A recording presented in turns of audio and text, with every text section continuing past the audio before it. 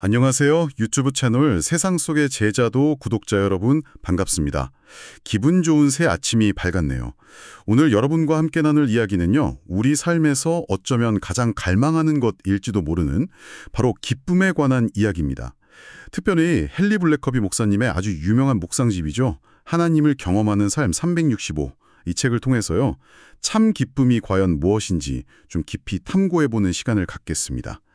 오늘 우리가 딱 붙잡고 시작할 말씀은 요한복음 17장 13절인데요.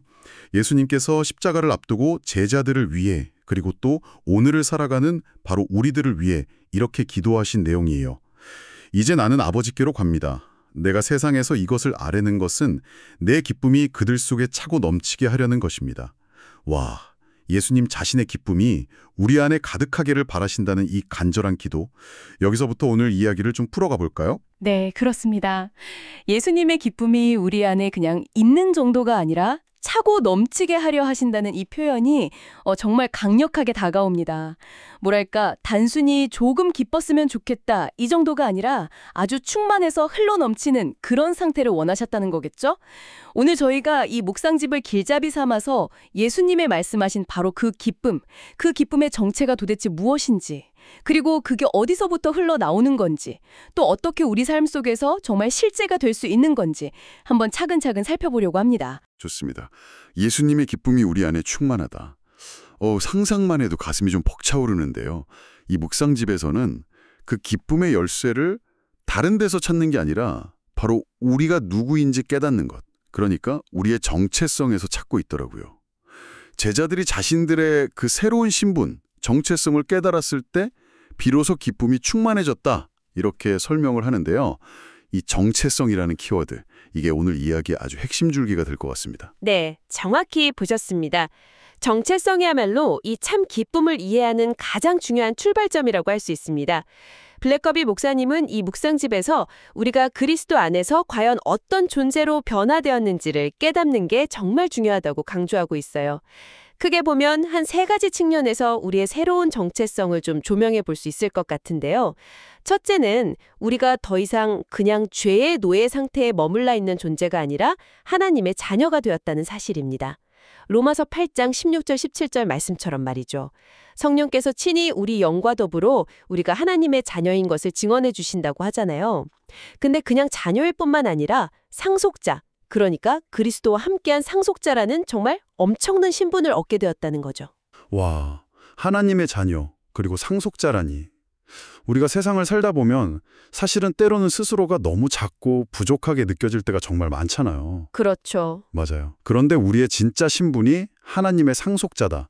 이 사실을 정말 깊이 깨닫는다면 그런 어떤 위축감이나 열등감에서 벗어나서 정말 다른 차원의 안정감, 또 자존감을 누릴 수 있겠네요. 바로 그 점입니다. 이게 상속자라는 게 단순히 그냥 미래에 받을 어떤 유산만을 의미하는 게 아니거든요. 현재 하나님 아버지와의 관계 안에서 누리는 그 풍성함, 그리고 소속감, 이런 것들을 다 포함하는 개념이죠. 나는 누구에게 속해 있는 존재인가? 나의 근본적인 가치는 과연 어디에 있는가? 이 질문에 대한 답이 세상의 어떤 기준이 아니라 하나님 안에서 발견될 때 그때 비로소 흔들리지 않는 기쁨의 토대가 딱 마련되는 것이죠. 그리고 이제 두 번째 정체성은요. 우리의 과거와 현재가 얼마나 극명하게 대비되는지 여기서 드러납니다. 로마서 6장 4절을 보면 우리는 이전엔 죄에 대해서는 죽었지만 이제는 그리스도 안에서 완전히 새로운 생명, 그러니까 영원한 생명을 얻어서 그 안에서 살아가게 되었다고 말씀하거든요. 과거의 나는 죄의 권세 아래서 영적으로는 죽어 있었지만 현재의 나는 그리스도의 생명으로 살아 움직이는 존재다. 이 놀라운 전환을 인식하는 게 정말 중요합니다. 죽음에서 생명으로 옮겨졌다. 야, 이것이야말로 정말 가장 근본적인 변화겠네요. 뭐랄까, 비유하자면 깜깜한 지하실에 갇혀 있다가 갑자기 밝은 태양 아래로 확 나온 것 같은 그런 해방감이랄까요? 네네. 이 사실을 정말 믿음으로 받아들인다면 일상의 어떤 작은 어려움이나 문제들에 너무 매몰되지 않고 좀 더 큰 그림을 보면서 기뻐할 수 있는 힘을 얻을 수 있을 것 같아요. 그렇죠. 그 새 생명이라는 게 단순히 미래의 천국 입장권 같은 게 아니라는 거죠. 지금 여기서부터 누리는 하나님의 생명력이에요. 이전과는 전혀 다른 가치관, 다른 목적, 또 다른 능력을 가지고 살아가게 되는 것. 이게 바로 새 생명이죠. 그리고 세 번째 핵심 정체성은 우리가 더 이상 죽음의 지배 아래 있지 않다는 진리입니다. 아, 죽음. 네, 고린도전서 15장 후반부에서 사도 바울이 막 외치지 않습니까? 사망아, 너의 승리가 어디 있느냐? 사망아, 네가 쏘는 것이 어디 있느냐? 하고요. 그리스도께서 부활하심으로 죽음의 권세를 완전히 깨트리셨기 때문에 이제 죽음은 더 이상 우리를 향한 최종 선고가 될 수가 없다는 겁니다. 이 사실 자체가 우리에게 궁극적인 소망과 담대함을 주죠. 와, 죄로부터의 해방, 그리고 새 생명의 시작, 마지막으로 죽음에 대한 승리. 이 세 가지 정체성을 이렇게 하나하나 깊이 묵상해 보니까 제자들이 왜 그렇게 기뻐했는지 이제 조금 더 알 것 같습니다. 그렇죠. 자신들에게 일어난 이 엄청난 변화, 이 구원의 선물을 정말 온전히 깨달았을 때 그 속에서 터져나오는 기쁨은 세상의 어떤 것과도 비교할 수 없었겠어요. 자, 그런데 말이죠. 이 묵상집에서는 예수님이 주시는 이 기쁨이 우리가 흔히 생각하는 행복과는 다르다고 분명하게 선을 긋고 했단 말이죠. 이 차이점, 이걸 좀 더 자세히 들여다볼 필요가 있겠습니다. 네, 이 지점이 참 흥미롭고 또 중요한 포인트입니다. 우리가 보통 행복이라고 부르는 것들은요, 되게 외부적인 환경이나 조건에 많이 좌우되죠. 예를 들면 시험에 합격했다거나 승진을 했다거나 좋은 집을 샀다거나 아니면 그냥 건강할 때, 이럴 때 느끼는 즐거움 같은 것들이요. 네, 그렇죠. 물론 이런 것들도 다 좋은 경험이고 감사한 일이지만 문제는 뭐냐면 그 조건들이 사라지거나 변하면 행복감도 같이 휙 사라져버린다는 데 있습니다. 굉장히 일시적이고 가변적이죠. 하지만 이 묵상집에서 말하는 참 기쁨은 그런 종류의 것이 아니라는 겁니다. 갈라디아서 5장 22절에 나오는 성령의 9가지 열매 중 하나인 희락, 즉 기쁨인데요. 아, 성령의 열매. 네, 이것은 외부 상황이 아니라 내부로부터, 다시 말해 우리 안에 내주하시는 성령님으로부터 비롯되는 것입니다. 그래서 이 기쁨을 거룩한 기쁨이라고 표현하기도 하죠. 바로 예수님께서 하나님 아버지와의 그 깊고 친밀한 관계 속에서 누리셨던 바로 그 종류의 기쁨인 거예요. 이 기쁨의 뿌리는 변하는 세상 환경이 아니라 영원히 변치 않으시는 하나님 아버지와의 관계에 아주 깊이 박혀 있는 겁니다. 그렇군요. 아, 비유가 딱 떠오르는데요. 마치 땅 위에 지어진 모래성하고 반석 위에 지어진 집의 차이 같네요. 오, 좋은 비유네요. 비바람이 불면 모래성은 그냥 쉽게 무너지지만 반석 위에 집은 굳건히 서 있는 것처럼요. 우리의 기쁨이 어떤 좋은 환경이나 성취 같은 그런 모래 위에 세워진 게 아니라 하나님 아버지와의 관계라는 반석 위에 딱 세워져 있다면 인생의 어떤 폭풍우가 몰아쳐도 그 근본적인 기쁨은 흔들리지 않을 수 있다. 이런 말씀이시군요. 정확한 비유입니다. 바로 그거예요. 이 기쁨은 상황에 따라서 생겼다 사라졌다 하는 그런 얕은 감정이 아니라 우리의 존재의 가장 깊은 곳에서부터 계속 흘러나오는 샘물과 같은 거죠. 물론 그렇다고 해서 그리스도인이라고 슬픔이나 고통을 전혀 느끼지 못한다는 뜻은 절대 아닙니다. 오해하면 안 되죠. 우리도 여전히 어려움을 겪고 눈물을 흘릴 때도 있습니다. 하지만 중요한 건 그 슬픔과 고통 속에서도 그 밑바닥에는 여전히 잔잔하게 흐르고 있는 깊은 기쁨의 강물이 있다는 것입니다. 왜냐하면 그 어떤 상황도 우리가 하나님의 자녀요 상속자라는 그 사실, 그리고 하나님이 언제나 우리와 함께 하신다는 그 진리 자체를 빼앗아갈 수는 없기 때문입니다. 와, 그 말씀이 정말 큰 위로가 되고 또 동시에 도전이 되네요. 슬픔 속에서도 기쁨이 공존할 수 있다는 것. 또 고난 중에서도 하나님과의 관계에서 오는 그 깊은 평안과 기쁨을 놓치지 않을 수 있다는 것. 이것이야말로 세상이 줄 수도 없고 또 알 수도 없는 오직 그리스도인만이 누릴 수 있는 아주 특별한 선물이겠네요. 네. 그래서 세상 속의 제자로 살아가는 우리에게 이 기쁨은 그냥 있으면 좋은 것, 선택사항이 아니라 정말 필수적인 요소가 되는 것 같습니다. 맞습니다. 예수님께서 내 기쁨이 너희 안에 있어 너희 기쁨을 충만하게 하려 함이라고 요한복음 15장 11절에서도 말씀하셨는데 그 이유는 우리가 이 기쁨을 가지고 세상 속에서 빛과 소금의 역할을 잘 감당하기를 원하셨기 때문이라고 생각해요.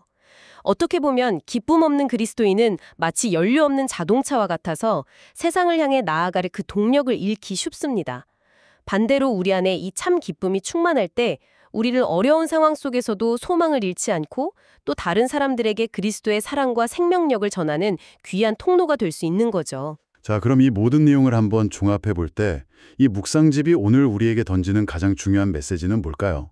저는 개인적으로 기쁨 없는 신앙생활에 그냥 안주하지 말라라는 아주 강력한 권면으로 들립니다. 네네.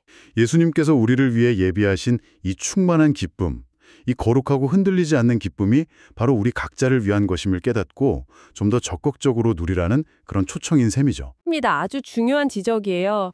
이 기쁨은 우리가 어떤 대단한 자격이나 노력을 갖추어야만 얻을 수 있는 그런 상 같은 게 아닙니다. 이미 그리스도 안에서 우리에게 주어진 선물이죠. 다만 우리는 이 선물을 받고 이걸 어떻게 풀어 사용하는지 그 법을 배워야 합니다. 그것은 바로 우리의 시선을 끊임없이 우리의 어떤 상황이나 감정이 아니라 그리스도 안에서의 우리의 정체성 그리고 하나님 아버지와의 관계에 계속 고정시키는 훈련을 통해서 이루어지는 것 같아요. 나는 누구인가? 나는 누구에게 속해 있는가? 나에게는 과연 어떤 약속이 주어졌는가? 이 진리들 매일매일 의식적으로 되새기고 또 입술로 선포하는 것, 이게 중요하죠. 아, 의식적으로 되새기고 선포한다. 그 부분이 정말 중요한 포인트 같네요. 그냥 머리로만 아는 것을 넘어서서 우리의 마음과 또 실제 삶으로 이것을 살아내는 과정이 필요하다는 말씀이시군요. 네. 가만히 그냥 수동적으로 있으면 저절로 기쁨이 막 넘쳐나는 것이 아니라 우리의 생각과 초점을 의지적으로 하나님께 맞추려는 노력이 동반될 때 성령께서 주시는 그 기쁨이 우리 삶에 더욱 풍성하게 열매 맺게 되는 거군요. 그렇습니다. 그리고 이 훈련은 사실 혼자 하기보다는 공동체 안에서 함께할 때 더욱 힘을 얻는 것 같아요. 바로 이 세상 속의 제자도 커뮤니티처럼 서로가 서로에게 그리스도 안에서의 정체성을 계속 일깨워주고 함께 기쁨의 근원이신 하나님을 예배하고 찬양하고 또 삶의 어려움 속에서도 서로를 격려하고 지지할 때 이 기쁨은 더 확산되고 깊어질 수 있습니다. 오늘 아침 하나님을 경험하는 상 365, 이 묵상집을 통해서 참 기쁨에 대해 함께 나눈 이 시간 정말 의미가 깊었습니다. 다시 한번 정리해보자면 예수님이 우리에게 주시길 원하시는 그 참 기쁨이라는 것은 환경이나 감정에 따라 휙휙 변하는 그런 일시적인 행복이 아니라 그리스도 안에서 우리가 얻게 된 새로운 정체성, 그러니까 하나님의 자녀요, 상속자, 새 생명을 얻고 죽음의 권세에서 해방된 존재라는 이 놀라운 진리과 하나님 아버지와의 반함없는 관계에 깊이 뿌리내린 아주 견고하고 충만한 기쁨이라는 것이죠. 네, 맞습니다. 이 기쁨은 이미 우리 안에 약속된 선물이고요. 우리가 의식적으로 우리의 정체성을 붙들고 하나님과의 관계를 잘 가꾸어 나갈 때 더욱 풍성하게 경험될 수 있습니다. 여러분, 절대 기쁨 없는 삶에 만족하지 마십시오. 하나님은 여러분의 삶이 그분의 기쁨으로 정말 가득 차기를 원하십니다. 그래서 오늘 하루를 시작하시는 우리 세상 속의 제자도 구독자 여러분께 이 질문을 마지막으로 한번 던져드리고 싶습니다. 만약 하나님께서 주시는 이 참 기쁨이 우리가 세상 속에서 감당해야 할 사명과 연결되어 있다면 지금 나의 기쁨의 수준은 내가 현재 감당하고 있는 사명과 과연 어떤 관계가 있을까? 단순히 그냥 나 혼자 만족하고 끝나는 기쁨이 아니라 우리의 기쁨이 다른 이들에게 흘러가고 또 세상을 변화시키는 통로가 될 수 있다는 그런 관점에서 이 질문을 한번 품고 오늘 하루를 살아가 보시면 어떨까요? 오늘 저희와 함께 해주신 여러분 진심으로 감사합니다. 예수 그리스도께서 주시는 그 참된 기쁨이 여러분의 삶 가운데 정말 풍성하게 넘쳐나는 그런 복된 하루 보내시기를 응원하겠습니다.